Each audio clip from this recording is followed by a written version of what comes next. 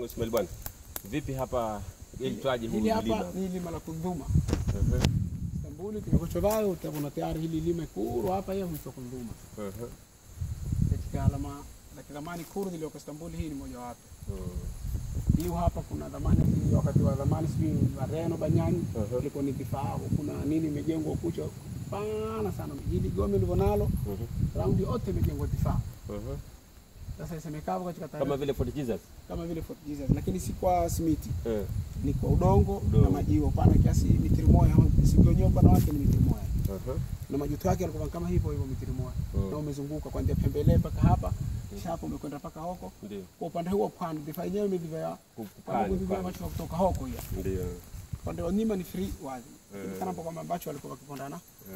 Kuvivya mambo hapana. Ndio. Kuitwa Kundhuma sio? Kundhuma. Sasa ndugu yangu hii hapa ndio ukija Istanbul ukisikia gome la Kundhuma basi ndio hili hapa.